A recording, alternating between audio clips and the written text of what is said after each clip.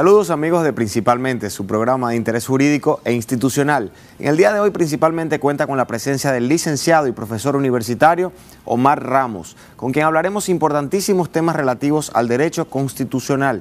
No se lo pierda.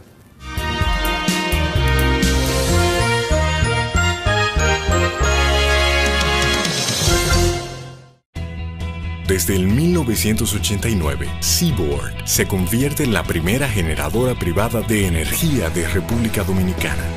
En el 2012, reemplaza sus unidades de generación por la unidad Estrella del Mar 2, que opera con gas natural como combustible, armonizando con el medio ambiente y poniéndose a la vanguardia en la producción de energía limpia. Seaboard, comprometidos con la satisfacción de sus clientes, el desarrollo nacional y el medio ambiente.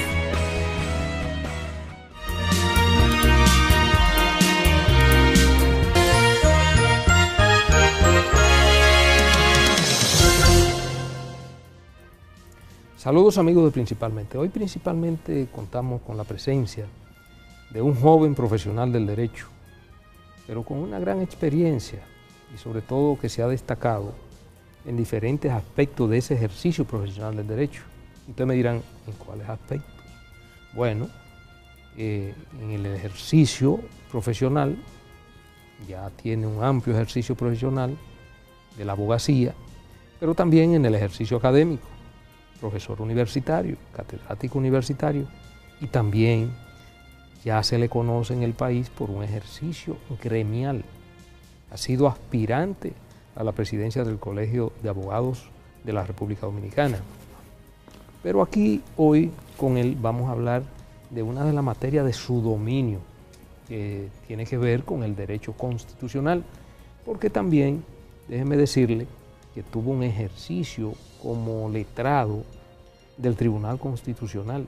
Duró como aproximadamente unos 4 años en el Tribunal Constitucional, de lo que se desprende su experiencia en materia constitucional, aparte de los grados, de los cursos de grado que ha realizado en esa materia.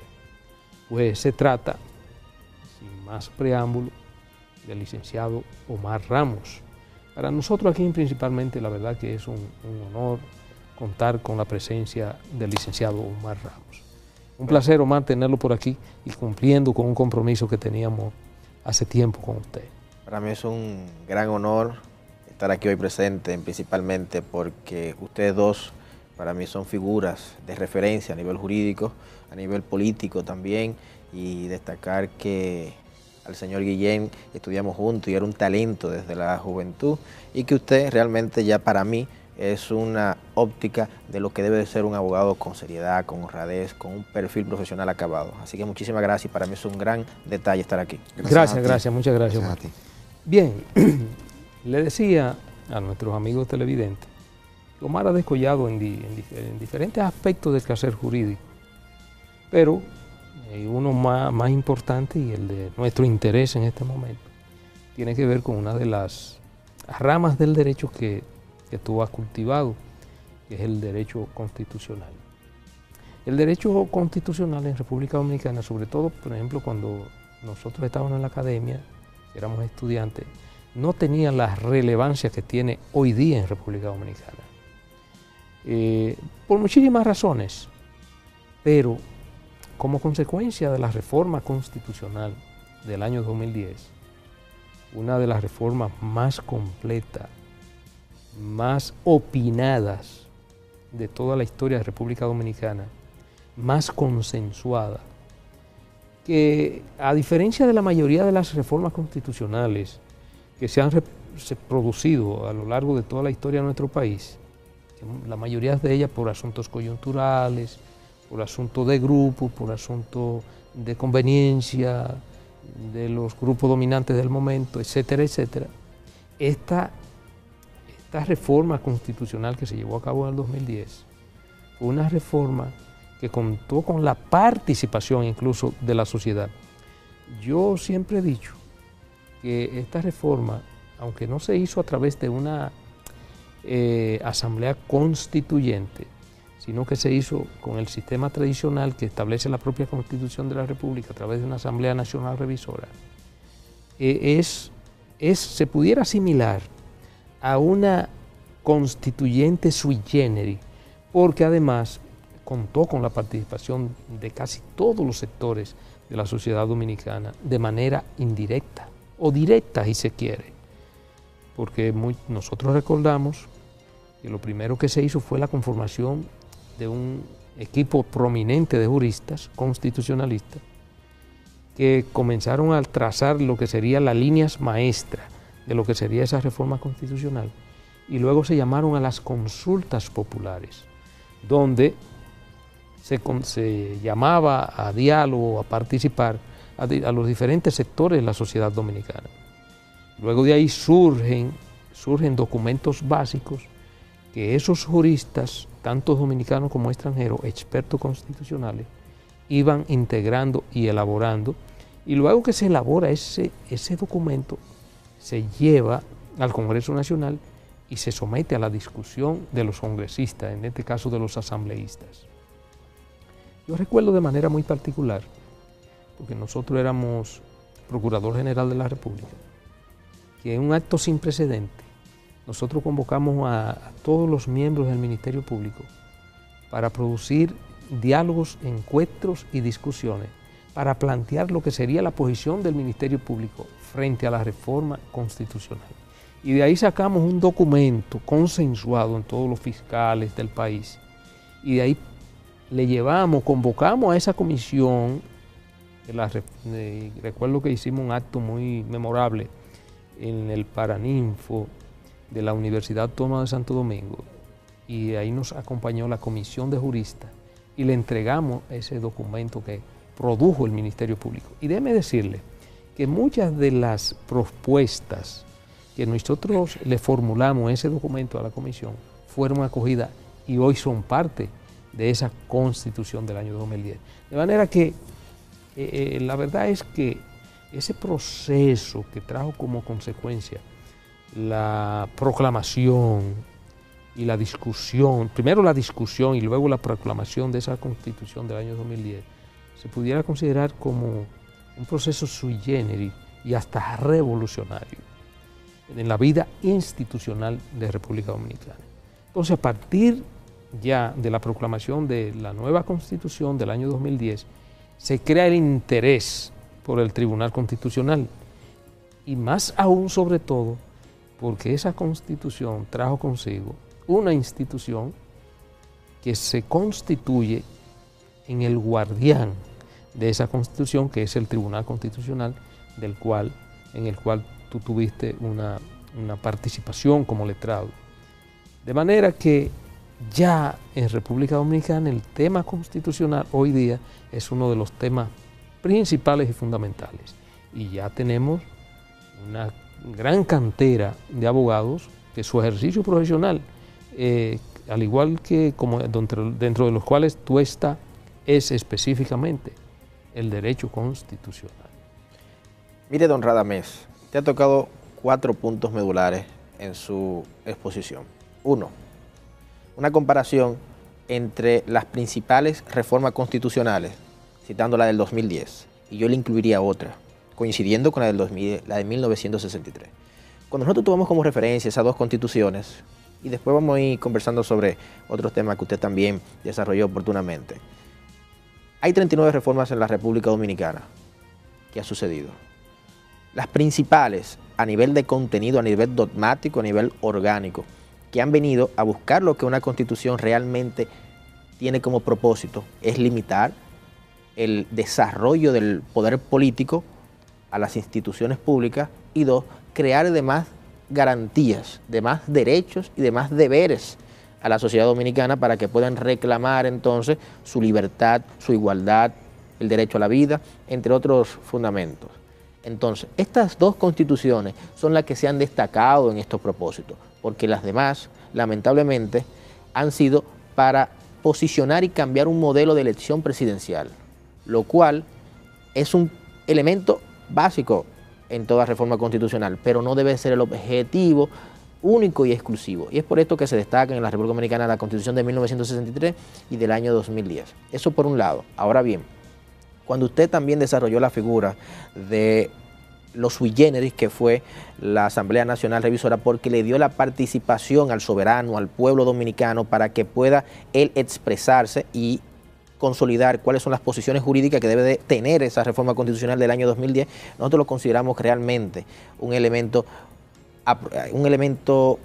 consensuado, un elemento justificativo de una reforma constitucional, porque toda reforma constitucional debe de representar al pueblo. Al final es el pueblo que se dota de su propia constitución mediante una constituyente. Nosotros hemos adoptado es la Asamblea Nacional Revisora, que son dos modelos distintos. La Asamblea Nacional Constituyente es cuando nosotros pueblo nos unificamos para elegir a unos diputados, a unos representantes exclusivamente con la competencia de reformar la Constitución. Pero la Asamblea Nacional Revisora, que es el modelo constitucionalmente establecido para reformar la Constitución, es que ya el cuerpo de representantes o legisladores que están debidamente constituido, el Poder Legislativo, entonces se transforma en Asamblea Nacional Revisora como único y exclusivo mensaje de reformar la Constitución. Elementalmente, lo correcto es, a pesar de que tenemos una Asamblea Nacional Revisora, lo que se hizo en el año 2010, consultar al pueblo, porque es el pueblo, para que no se vuelva una constitución simplemente semántica, que lo describe como una constitución que tiene un texto muy bonito, muy general, muy aéreo, pero no se corresponde con la realidad social. Por otro lado, en su discurso usted tocaba la constitucionalización del Ministerio Público y del Tribunal Constitucional. Dos elementos fundamentales y escenarios que fue edificado por primera vez a nivel de constitucionalización en la reforma del 2010.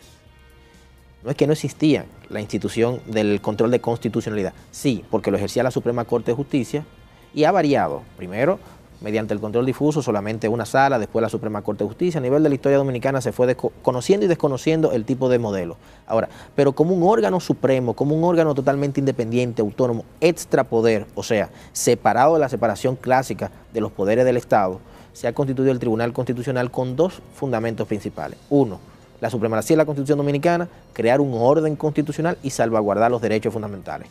Pero lo más importante y al mismo tiempo de gran relevancia es la constitucionalización del Ministerio Público, en donde el Ministerio Público tiene una realidad fundamental y exclusiva en la sociedad dominicana, que es representar en materia penal a la sociedad dominicana. Pero no se le había dado hasta la reforma del 2010 esa categoría de relevancia jurídica, porque debería estar en la Constitución como ya lo está.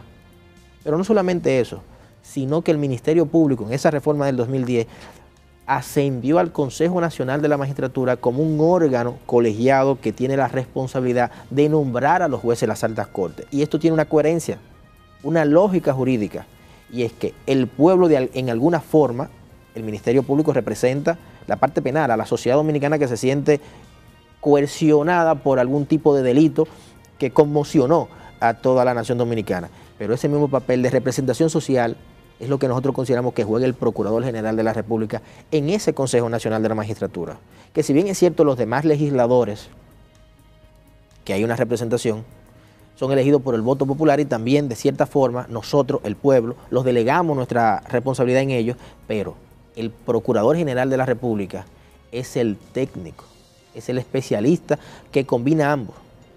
La representación social también con el ejercicio profesional, con los conocimientos jurídicos, porque cuando nosotros analizamos en contraposición los jueces de la Suprema Corte de Justicia, ellos hacen una función desde la judicatura, una interpretación de la valoración de los contenidos de lo que se están evaluando, algunos las capacidades, las metas, los propósitos, pero realmente el Procurador General de la República hace una combinación entre la sociedad y el derecho.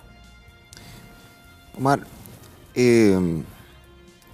a propósito de estos diseños constitucionales que se han manifestado en las distintas reformas constitucionales a lo largo de la historia dominicana, ciertamente las constituciones del 2010 y de 1963 constituyen, digamos, los pilares del catálogo de derechos y garantías a favor de los ciudadanos y en busca de limitar, utilizando tus palabras, el desarrollo del poder político a través de las instituciones públicas. Una de estas garantías es el diseño del sistema político dominicano, que nosotros hemos tomado el sistema de los checks and balances, de la división tripartita de poder en legislativo, judicial y ejecutivo, con sus respectivas funciones, aunque como bien ustedes saben, mucho mejor que yo, ellas se permean entre todas porque al final los tres poderes terminan ejerciendo de una u otra manera poderes accesoriamente que naturalmente le corresponden a los otros. Quisiera que comparemos ahora, a partir de este sistema político que hemos adoptado desde la Constitución del 1844, que inauguró nuestra República Dominicana, que podamos comparar un poco la situación a inicios de la República y la situación actual desde la óptica de la separación de poderes como uno de los pilares básicos y principales de nuestro Estado social y democrático de derecho. En la lucha entre liberales y conservadores, inicialmente, los liberales propusieron incluso un cuarto poder del Estado, que era el poder municipal, cuestión que no fue acogida en la Constitución porque se impusieron los criterios conservadores de la época, permaneciendo los tres poderes que conocemos. Debieron pasar 150 años de la promulgación de la primera Constitución Dominicana, más allá de los grises, de los avances que tuvimos en algunas constituciones como la de 1858, la de 1954, la de 1966 con sus bemoles y la de 1994 con una gran cantidad de instituciones que se establecieron para poder controlar un poco el poder político. Pero no es hasta la del 2010 y un poco con la promulgación de la Ley de Municipios en el año 2007 cuando realmente se le da un nivel de autonomía suficiente a los municipios en la República Dominicana. Entonces, el ejemplo de los municipios lo traigo a colación para que podamos analizar y comparar un poco cuál es la situación de la división de poderes en la República Dominicana en el diseño constitucional actual de cara a las constituciones que teníamos anteriormente, tomando en cuenta una gran cantidad de instituciones que vienen apareciendo a lo largo de la historia y que no se enmarcan en ninguno de esos tres tradicionales poderes del Estado, que son el Ejecutivo, el Legislativo y el Judicial, sino que vienen a ser unos órganos extrapoder, vienen a ser unos órganos que son como unas islas apartes dentro de este diseño que ha hecho la Constitución para ubicar a las diferentes instituciones que gobiernan el país. Mire, evidentemente, como usted ha dicho, desde la Constitución de la República Dominicana, desde la independencia en 1844, nosotros hemos tenido suficientes reformas constitucionales. Ahora, la categoría de órganos extrapoderes, por primera vez comienza ya a desarrollarse esta figura en la Constitución del 2010. Y es porque hay algunos órganos jurisdiccionales, citamos el Tribunal Superior Electoral, la Junta Central Electoral, el Tribunal Constitucional, Cámara de Cuentas, que no pertenecen a esa división clásica de los poderes del Estado, Ejecutivo, Judicial y Legislativo. Y esto tiene una coherencia práctica. Es que cuando se dota una constitución a un país, a un Estado nueva, lo que se busca es limitar el ejercicio del poder político. Y es por esto que estas instituciones, para no ser subalterno de estos poderes, se le da entonces la independencia, la autonomía. Pero no solamente eso, sino que se establece que tienen la consolidación presupuestaria para ellos mismos ejercer. Ahora mismo el Tribunal Constitucional, hace ya algún tiempo, dictó una sentencia que la Contraloría General de la República no podía inmiscuirse ni escrutinar los fondos, principalmente era un tema con la Junta Central Electoral, la pasada, y también la Contraloría General de la República, que quería fiscalizar, que quería escrutinar de cómo manejaba los fondos ella, y le dijo el Tribunal Constitucional, en un caso de mucha resonancia jurídica, que no podía, porque quien debía ejercer esa función, porque la Contraloría General de la República era exclusivamente para realizar esa labor desde el Poder Ejecutivo y solamente para los órganos del Poder Ejecutivo. Ahora bien, quien debía hacerlo la Cámara de Cuentas como órgano especializado, autónomo, que tenía la capacidad de la auditoría. Ya nosotros vemos desde ahí la importancia de los órganos extrapoderes. Y es por esto que nosotros vemos como un avance que el Tribunal Constitucional haya sido independizado de la Suprema Corte de Justicia. Porque al final, como el Tribunal Constitucional, que uno de los procedimientos es la revisión jurisdiccional de sentencias que han adquirido la cosa irrevocablemente juzgada, que salen del Poder Judicial, no importa qué jurisdicción. Ahora bien, si hubiese sido desde una sala de una sala de la Suprema Corte de Justicia, se pudiese ver que son jueces y parte al mismo tiempo.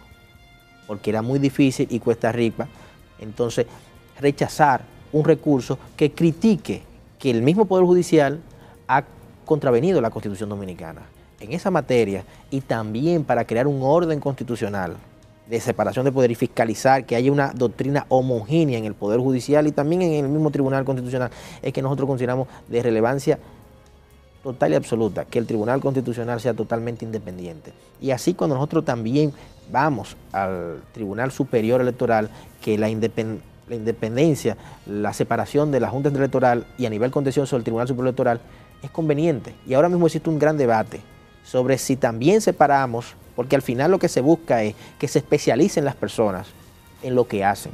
Entonces, también hay un gran debate de que las juntas municipales en materia electoral se separen, tanto la administrativa como lo contencioso, porque sucede que ahora mismo el modelo imperante es que los jueces no necesariamente son todos abogados, y cuando se plantea un tema contencioso en el proceso electoral, entonces quien lo recibe tal vez no tenga los dominios de la técnica, y eso es lo que se busca. Con el tiempo, en las constituciones lo que tenemos que desarrollar es limitar el poder. ¿Cómo se crea esto? Primero, creando más instituciones que fiscalicen y dotando al pueblo dominicano de herramientas para cuestionar y también para acceder a la justicia, para buscar, como el libre acceso a la información pública, que es una gran garantía, es un gran derecho que a nosotros se nos ha reconocido, que es, primero, escrutinar, y el derecho que nos da la posibilidad a nosotros de cómo se manejan los fondos de nosotros, que determinados funcionarios así lo realicen. Partiendo de tu referencia sobre el Ministerio Público y con la excelente aclaración y explicación que nos has dado sobre el punto de la separación de poderes, ¿cuál es tu visión sobre la ubicación del Ministerio Público, digamos, en esta organización estatal, político-estatal, tomando en cuenta que el Ministerio Público viene dotado de cierto nivel de autonomía, pero que el presidente es quien nombra al Procurador General de la República por razones evidentes de diseño de política criminal, porque no tenemos un ministro de Justicia, pero que al mismo tiempo puede nombrar una cantidad de procuradores generales adjuntos, y que estos vienen a velar por una serie de intereses de la sociedad para frenar el poder? ¿Cuál es tu visión sobre la ubicación del Ministerio Público en ese sentido? Mire, hay un gran debate, no solamente nacional, sino a nivel global, sobre si el Ministerio Público debe ser un órgano subordinado al Poder Ejecutivo o total y absolutamente como un extrapoder o una alta corte. Claro, solamente ejercido de manera unilateral por una sola persona. Nosotros consideramos que debe de ser examinado, que debe ser debatido la posibilidad de que el Procurador General de la República salga de la supervisión del Poder Ejecutivo, porque nosotros consideramos que eso pudiese dinamizar entonces la política criminal, porque no estaría bajo la manta, bajo la supervisión del presidente de la República Dominicana, ni por intereses entonces de partidos políticos, ni tampoco de alguna tendencia, de algún sector político. Esto pudiese ser debidamente examinado. Lo que hay que identificar si esto pudiese en República Dominicana tener la acogida para que se pueda desarrollar e implementar. Otra cosa que nosotros tenemos que explicar del Ministerio Público es que ahora mismo que está debatiéndose los concursos, deben de ser escogidos con los méritos, con las capacidades, con las aptitudes, que tengan los conocimientos específicos sobre la materia, y principalmente que sea reconocida la labor desde la Escuela Nacional del Ministerio Público, que se valore la profesionalización. Cuando nosotros reunimos entonces y le dotamos de la independencia necesaria y la autonomía a cada uno de manera individual del Ministerio Público, más una posible debate sobre una separación del poder del Procurador General de la República como un órgano extrapoder, y vamos por buen pie, porque en el momento en que la Constitución del 2010 constitucionalizó la figura del Ministerio Público, y ahí se avanza y se le da jerarquía e importancia. Pudiésemos seguir en el debate para identificar si es posible o no la independencia. Bien, vamos a aprovechar, Omar, para hacer una primera pausa. En el próximo segmento vamos a seguir tratando este y otros temas de interés.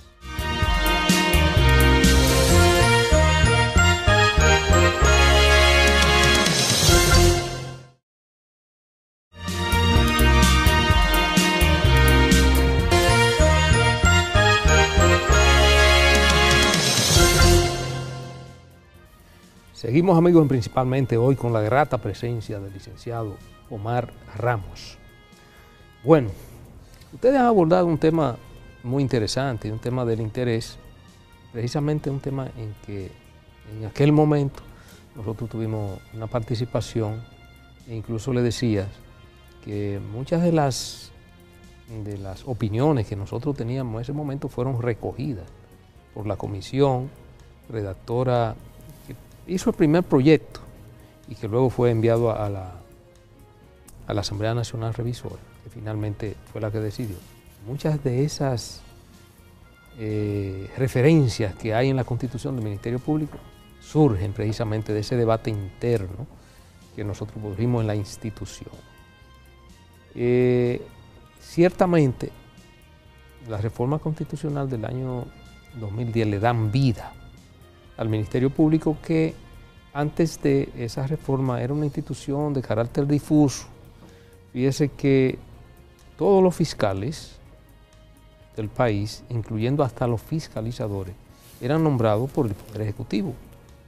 Generalmente se nombraban por recomendaciones de carácter político.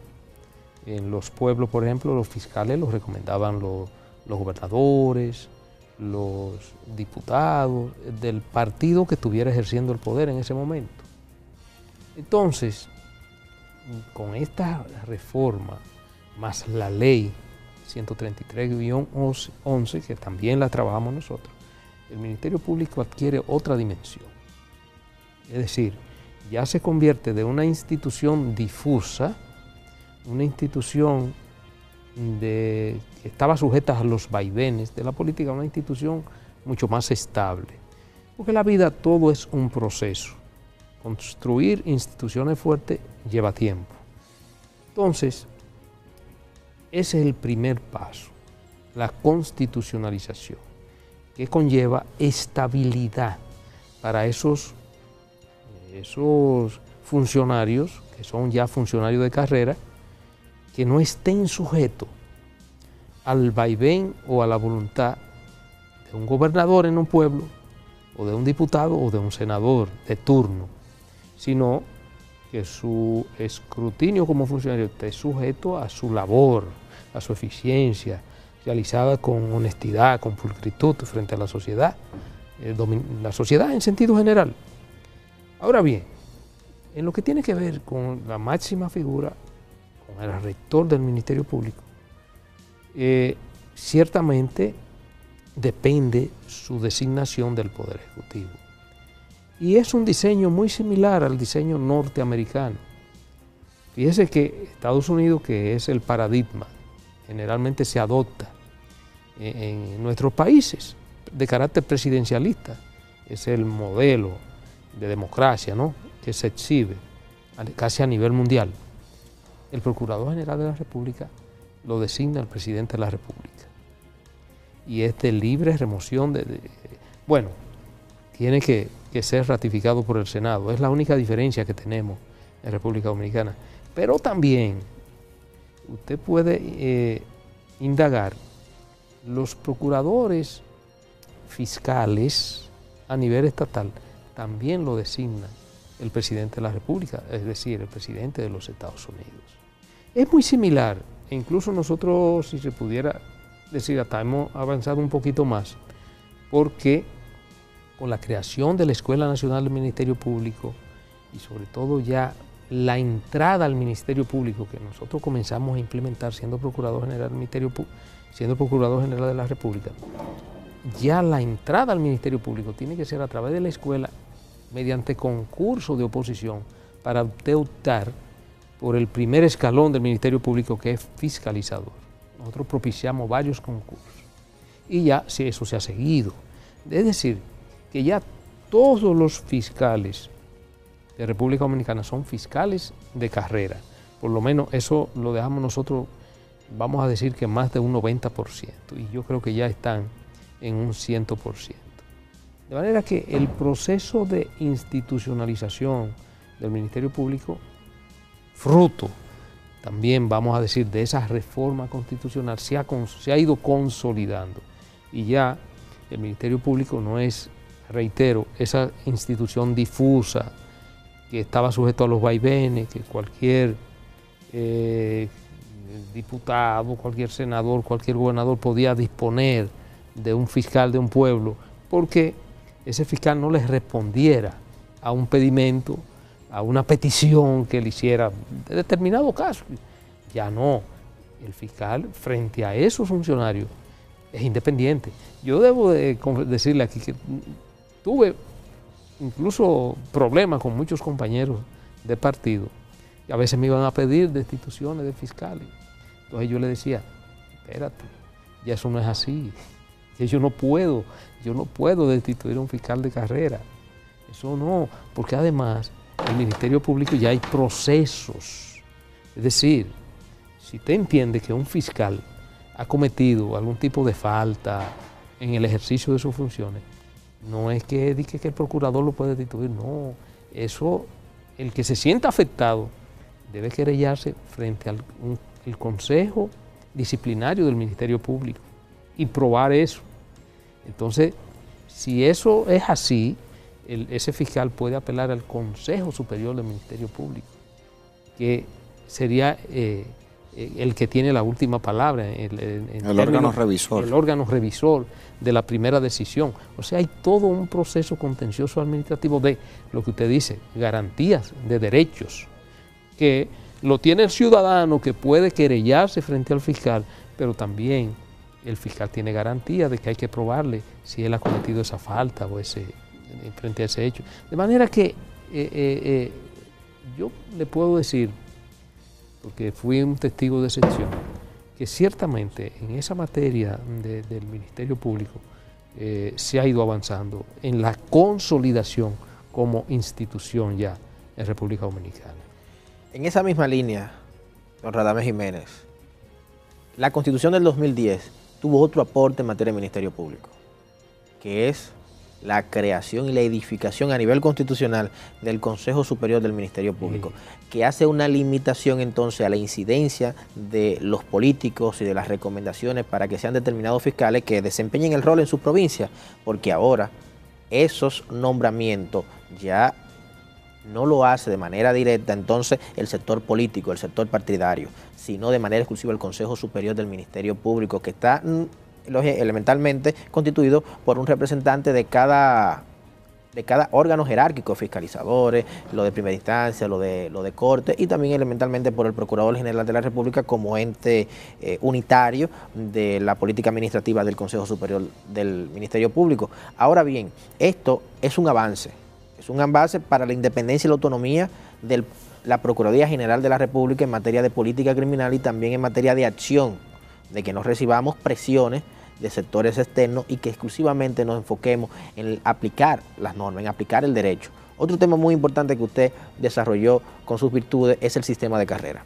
En República Dominicana tenemos que entender que además de en el Ministerio Público, también en la administración pública, en sentido general ya más amplia de la palabra, debe de respetarse el sistema de carrera, que ya no es solamente que un determinado funcionario llegó nuevo a una institución y puede ya desprender, aislar a un funcionario, sino que se debe de respetar los méritos, las capacidades, el ejercicio profesional que tenga en determinada administración pública, si pasa concurso o no de oposición, porque esto es lo que le da, el elemento del concurso de oposición es lo que le da la categoría principal de que realmente es un ente de carrera. Además, recordemos que existe el principio de la continuidad del Estado, en donde aquí el Estado es un ente global, es un ente teórico. Ahora, el Estado realmente lo desempeña y lo desarrolla y lo motorizan son los individuos que forman parte y que realizan la labor de materialización de las funciones y las ejecuciones del Poder Ejecutivo. Pero ¿cómo nosotros le damos continuidad al Estado? No es solamente respetando y dejando una institución per se en una reforma constitucional, no. Es que el personal que sabe hacer el trabajo determinado, que sea de carrera, que haya pasado por un concurso de oposición, se profesionalice, se especialice, se distinga por su labor. Ahí y solamente de esa manera, entonces nosotros vamos a concluir con lo que es la burocracia administrativa, concluir también con lo que es la tendencia y la incidencia de los políticos en las funciones administrativas y que se elimine también lo que es el clientelismo desde la óptica administrativa y lo que se busque es que el primero en el tiempo entonces a nivel de solicitud ya de determinados recursos, de determinada resolución, algo ya pequeño de una administración pública, sea el primero en el tiempo, sea el primero en el derecho, que no por un tema de amiguismo, de clientelismo se imponga entonces un determinado derecho, un supuesto. Y ahí es que nosotros vamos. primero, que en las administraciones públicas en sentido general debe respetarse el sistema de carrera, y por otro, que vemos con un gran peso y con un gran avance la constitucionalización del Consejo Superior, porque busca la objetividad y es un gran paso para seguir con la independencia y autonomía de la Procuraduría General de la República en sentido general de la palabra. Se ha hablado, a partir de este gran desarrollo que hemos hecho sobre los temas relativos al Ministerio Público y su independencia de los demás poderes del Estado, se ha mencionado tangencialmente algunos derechos fundamentales, como es el debido proceso, que muy bien lo mencionó el doctor Jiménez, en el que, digamos, que puede hacer valer cualquier fiscal que recibe una denuncia en su contra ante el Consejo Disciplinario del Ministerio Público, ante el Consejo Superior. Bien mencionaste ahora, Omar, el tema de la carrera dentro del Ministerio Público, y así podríamos mencionar otros derechos fundamentales, que es uno de los pilares principales, uno de los ejes transversales de la Constitución. Entonces quisiera desviarme un poco ahora de ese tema sobre la separación de poderes y entrar en lo que concierne a los derechos fundamentales y las garantías. Como académico, catedrático de las aulas de la República Dominicana, todos hemos escuchado sobre los derechos civiles y políticos, los derechos colectivos y difusos, los derechos sociales y económicos. Hay toda una categorización de derechos en ese nuevo catálogo que trae la Constitución del año 2010, y hay otras, digamos, otras categorías o otras clasificaciones que se hacen, ya sean derechos de primera generación, de segunda o de tercera generación. Y correlativamente, a partir del artículo 68 de la Constitución, vienen dadas una serie de garantías que son derechos y garantías fundamentales al mismo tiempo, como son la tutela judicial efectiva, la acción de amparo, la habeas corpus, la habeas data. ¿Cómo afectan y qué significan, y luego cómo afectan estas clasificaciones directamente a las personas en cuanto a sus derechos fundamentales, clasificaciones que se dan por la propia Constitución, para que estas personas, los ciudadanos, las personas que están en la República Dominicana, puedan hacer valer sus derechos? ¿Qué significa que hay un derecho colectivo y difuso, o que hay un derecho económico y social? ¿Cuáles son los derechos civiles y cuáles son los políticos? Yo sé que eso es materia de toda una cátedra de un semestre en la universidad, pero vamos a tratar de sintetizarlo un poco y qué impacto esto tiene de cara a las garantías fundamentales que están a partir del artículo 68 y 69. Mire, licenciado Guillén, te he hecho una pregunta significativa. ¿Qué sucede? Muchos consideramos, y primero permítanme definir qué es derecho fundamental. No es más que un derecho humano positivizado, o sea, transcrito en la ley sustantiva de nosotros. Los derechos humanos, entonces, son derechos que nos corresponden por el simple hecho de nosotros ser personas. Son inherentes. Vienen desde Moisés, cuando Dios le inscribió los 10 mandamientos. Ahora bien, a nivel del derecho natural, ahora bien, esa clasificación que usted citaba de primera generación, civiles y políticos, segunda generación, los derechos económicos, sociales y culturales, y la tercera generación, que son los derechos colectivos y difusos, esa generación no vienen porque unos son más importantes que otros, sino por el momento histórico en que se fueron creando y edificando. Desde 1789, con la Revolución Francesa, ahí lo que se buscaba es, nuevamente, citamos, limitar el poder monárquico frente a los gobernantes. Los derechos de primera generación, entonces, en sentido general, podemos definirlo como derecho a la igualdad, derecho a la libertad de tránsito, la dignidad humana, que es el derecho fundamental por excelencia. Muchos creemos que es el derecho a la vida, pero no. Es desde la dignidad humana que comienza a preservarse primero la moral y el sentido físico del cuerpo humano. Ahora bien, los derechos de segunda generación ya parten a partir de la Segunda Guerra Mundial, en donde se le exige al Estado no solamente que me respeten a mí mi libertad de tránsito y que el monarca, en aquel entonces, 1789, haga una labor pasiva para que me deje desarrollarme como persona. En los derechos de segunda generación, ya consolidado estas garantías, también le exigimos al monarca, además de lo que ya tú me has dado y me has reconocido, también nosotros te exigimos que nos dé educación, que nos dé el derecho a la salud, porque sucede que al reconocimiento de los derechos fundamentales de primera generación se creó un abismo total entre la clase más pudiente que podía acceder entonces a los hospitales, a la salud, en sentido general, y a la educación, entonces frente a los que no podían. ¿De qué le servía a una persona que tenía escasos recursos, entonces, que le respeten su libertad de tránsito cuando no tenía los recursos necesarios para no se podría acceder a la educación. Y ahí fue que le dijo que la educación sea pública, que los hospitales también me den medicamentos gratis porque nosotros pagamos impuestos. Ya consolidado esta área, entonces ya nosotros entramos a los derechos de tercera generación, que serían los derechos colectivos difusos, en donde le exigimos ya a los gobernantes en ese entonces que no solamente yo tengo que solicitarle a usted, señor gobernante, sino que yo también puedo ser gobernante. Ahí entra el sentido democrático de la palabra, el Estado de Derecho y al mismo tiempo el sufragio pasivo y activo, en donde nosotros también podemos votar por alguien, pero ese alguien también debe votar por nosotros. Nosotros podemos representar, pero también nosotros podemos escrutinar la función de quien está representándonos.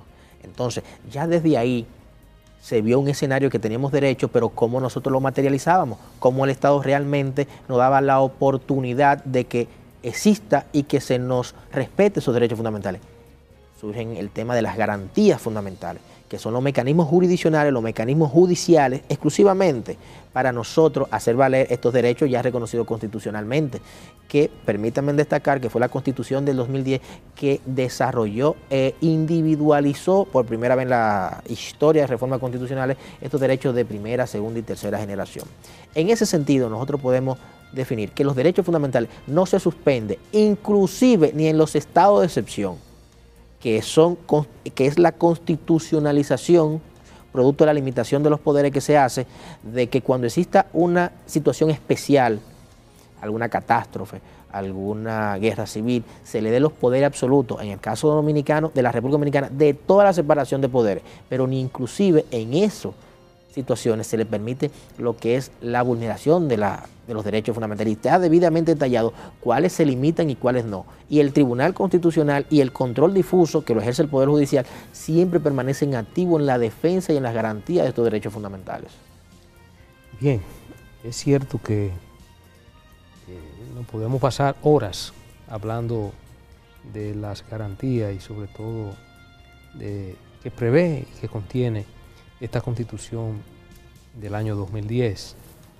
Tú hacías un señalamiento muy interesante. Cuando comenzamos a referirnos a la Constitución del año 2010, tú decías, tenemos otra Constitución, que es la del año 1963, que es la Constitución del profesor Juan Bosch, que para su época es una Constitución súper adelantada en el tiempo, porque el profesor Juan Bosch, como fue un político visionario que tuvo la oportunidad de vivir en países avanzados, en países desarrollados, tenía una visión revolucionaria de la sociedad que él asumía debía ser República Dominicana. Lamentablemente, ese intento progresista fue abortado 7 meses después y esa Constitución se echó para atrás. Pero, bueno, gracias, yo diría que a su misma labor tesonera del profesor Juan Bosch, uno de sus discípulos retomó la antorcha y naturalmente con un esfuerzo consensuado de la sociedad, pues impulsa esta Constitución del año 2010, me refiero al doctor Leonel Fernández. Entonces, esta Constitución, aparte de todas esas virtudes que tú has señalado, Omar, tiene otras interesantísimas y que es importante destacar.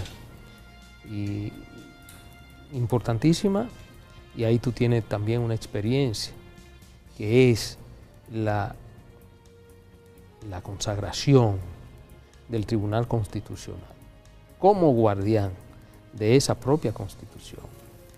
Entonces, tú lo explicabas al principio de tu participación, que República Dominicana, antes de la reforma del año 2010, teníamos el control difuso de constitucionalidad. Con la incorporación del Tribunal Constitucional ya tenemos, vamos a decir, un control mixto. Sigue coexistiendo el control difuso, pero ya tenemos el control concentrado de constitucionalidad, que es de la exclusividad del Tribunal Constitucional. Aunque antes también, ya con la Suprema Corte de Justicia, coexistían los dos sistemas, porque también la Suprema Corte de Justicia antes de la reforma del año 2010, que se lo dio la reforma que se produjo en el año 1994, también tenía el control concentrado de constitucionalidad, tenía los dos, porque usted podía por vía directa apoderar a la Suprema Corte de Justicia frente a si era parte interesada de un recurso de inconstitucionalidad directa, no como consecuencia de un caso, que es el caso del control difuso de inconstitucionalidad. Entonces, ya el hecho de que el Tribunal Constitucional sea el rector de lo que tenga que ver el control concentrado de constitucionalidad es un paso de avance inconmensurable.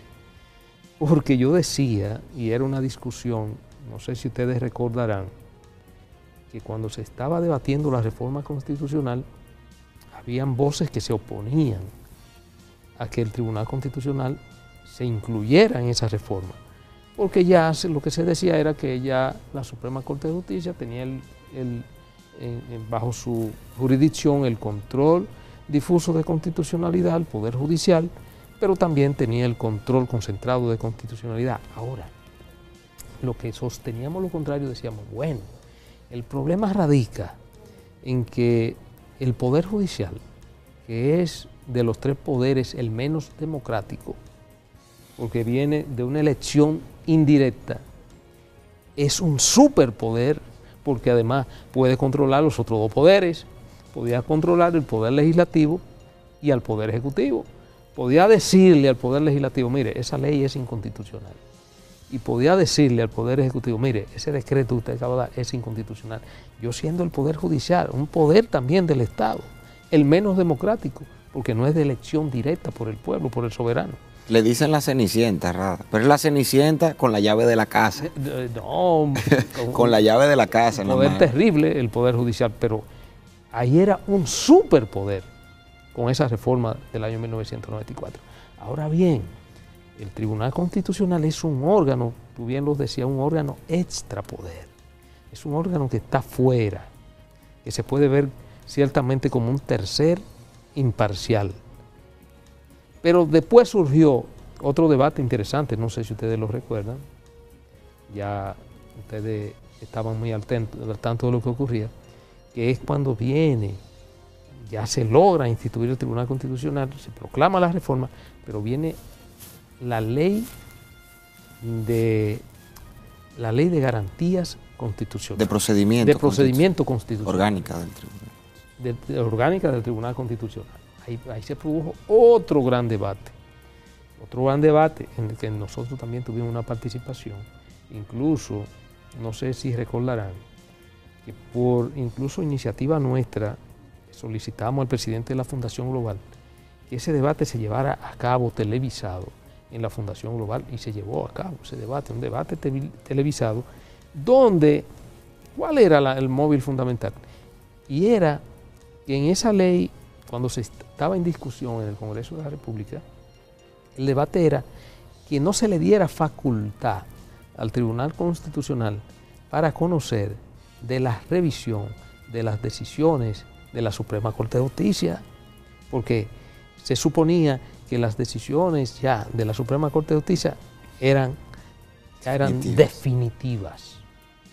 Entonces, un grupo de juristas entendíamos todo lo contrario, que el Tribunal Constitucional, acorde con la propia Constitución de la República, que le da atribuciones, puede conocer de la inconstitucionalidad de las leyes, de los decretos y resoluciones y ordenanzas. En este caso, la sentencia vamos a equipararla como una resolución o como una ordenanza. Entonces, obviamente, el Tribunal Constitucional, la Constitución de la República, le da la facultad de que si una decisión de la Suprema Corte de Justicia vulnera derechos fundamentales y contraviene la Constitución de la República, el Tribunal Constitucional tiene pleno derecho a revisar esa decisión. Y eso fue una discusión riquísima, muy amplia, que se dio en el ámbito jurídico nacional, y obviamente prevaleció la facultad que tiene el Tribunal Constitucional de revisar las decisiones de la Suprema Corte de Justicia, sobre todo cuando incurre en violaciones a la propia Constitución de la República. O sea, esto es un tema apasionante, edificador, educativo, y que es importante que lo recreemos en este momento contigo. Miren, don Radamés Jiménez, licenciado Guillén, un tema muy importante es el Tribunal Constitucional y los jueces como límites que tienen para no constituirse en un suprapoder. Pero la Constitución es sabia y en ese sentido, primero, no iguala los años que tiene el Poder Ejecutivo porque vivimos en un sistema presidencialista con los años que dura los jueces del Tribunal Constitucional.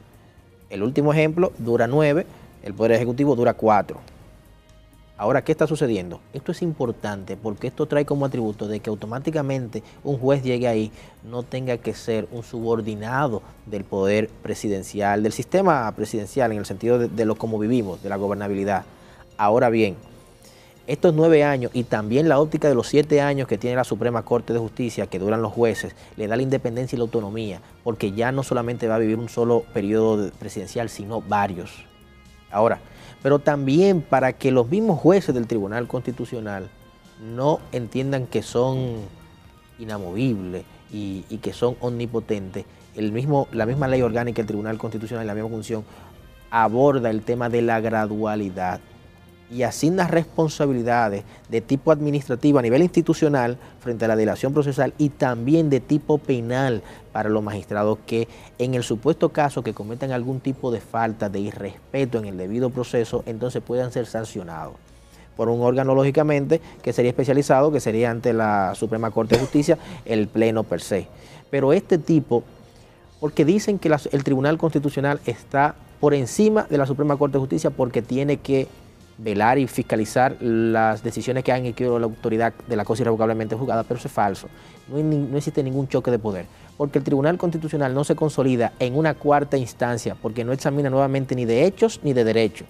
Lo que hace es examinar si el juez apoderado, 1, aplicó la doctrina de la sentencia del Tribunal Constitucional, 2, no irrespetó la sustancia de la Constitución Dominicana y si veló por el debido proceso judicial que establecen las leyes del momento y del escenario que él está escrutinando. Entonces, esto por un lado, no es una cuarta instancia, no es que va a revocar, sino que nuevamente reenvíe el expediente cuando considera que existe algún tipo de vulneración a la Suprema Corte de Justicia o al tribunal que se evacuó la sentencia para que sea nuevamente evaluado de acuerdo a los propósitos constitucionales. Ahí se ve que la independencia y la autonomía de la Suprema Corte de Justicia, en el sentido Poder Judicial, en sentido amplio, sigue vigente. Pero 2, no podemos decir tampoco que el Tribunal Constitucional es superior ni inferior al Poder Judicial, porque ¿quiénes son los que evalúan en el supuesto caso que exista algún tipo de ilícito penal de uno de los jueces? La Suprema Corte de Justicia. Entonces, a nivel penal, a nivel de algún tipo de delito, y esto es una conclusión de que existe un equilibrio perfecto en el ejercicio. Ya tanto así que el Tribunal Constitucional para la fecha tiene aproximadamente constituido unos 6 años y medio, tal vez casi 7, y no ha existido choque. Simplemente la diferencia más grande es la motivación que le ha solicitado el Tribunal Constitucional a la sentencia de la Suprema Corte de Justicia, pero esto es un derecho fundamental. Bien, vamos a aprovechar para hacer una pausa. En el próximo segmento volvemos.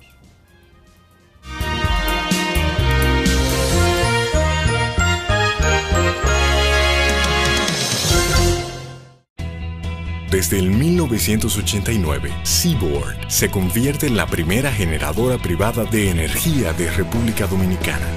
En el 2012, reemplaza sus unidades de generación por la unidad Estrella del Mar 2, que opera con gas natural como combustible, armonizando con el medio ambiente y poniéndose a la vanguardia en la producción de energía limpia. Seaboard, comprometidos con la satisfacción de sus clientes, el desarrollo nacional y el medio ambiente.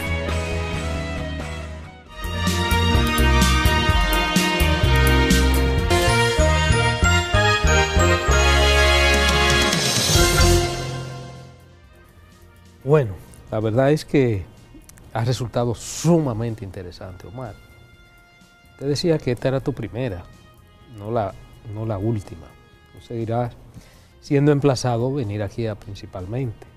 Y este tema constitucional tan apasionante, tan interesante, sobre todo porque en República Dominicana a partir de la reforma constitucional del año 2010, estamos construyendo un verdadero Estado social, democrático, de derecho en nuestro país.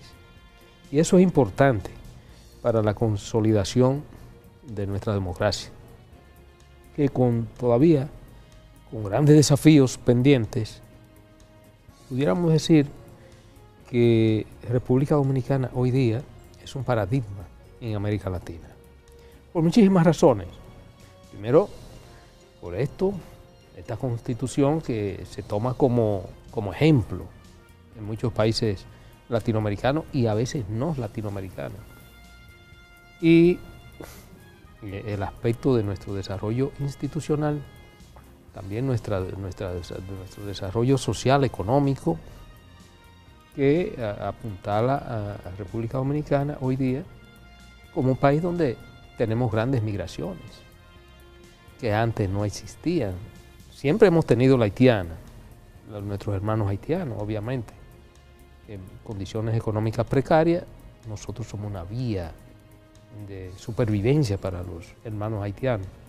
Pero ya hoy tenemos venezolanos, hoy tenemos muchas nacionalidades que vienen a buscar otra mejor vida aquí a República Dominicana, lo que significa que no vamos mal, vamos avanzando y eso obviamente tiene una serie de componentes y el componente institucional es fundamental, sobre todo porque implica la consolidación de la seguridad jurídica de nuestro país, que es fundamental sobre todo para las inversiones privadas y también las inversiones extranjeras que vienen a República Dominicana.